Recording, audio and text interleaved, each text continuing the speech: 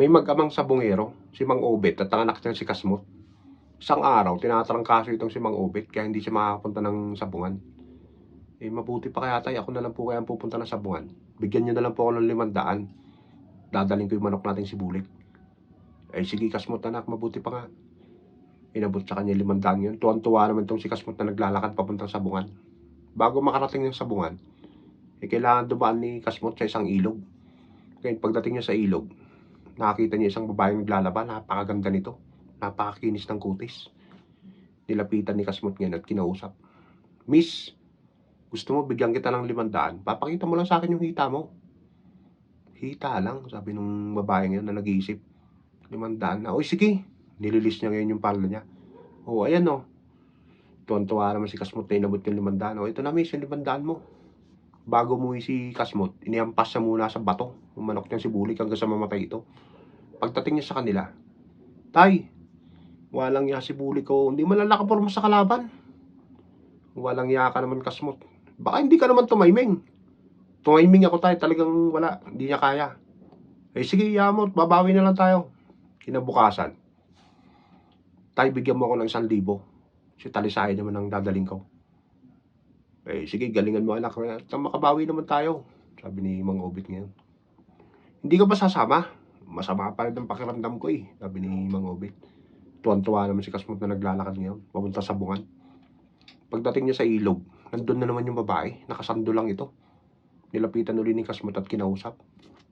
Miss, gusto mo bigyan kita ng 1,000? Papakita mo lang sa akin yung dibdib mo.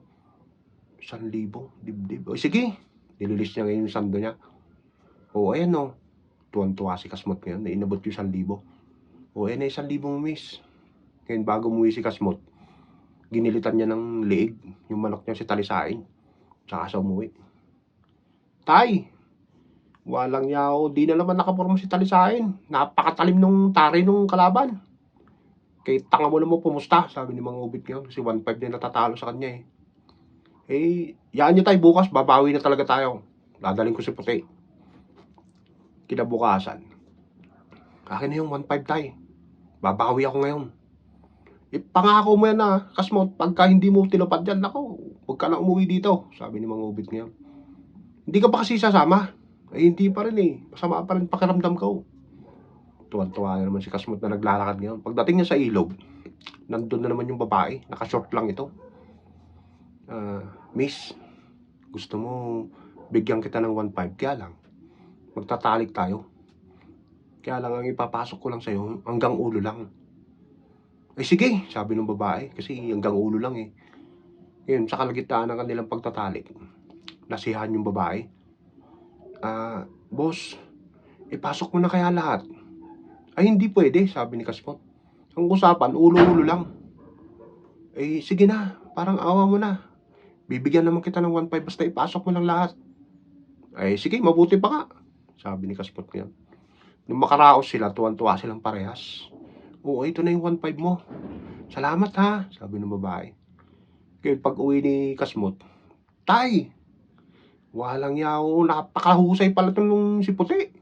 Hindi ba lang nakaporma yung kalaban? Tignan mo yung walang galos Sumagot naman si Mang Obet. Oo nga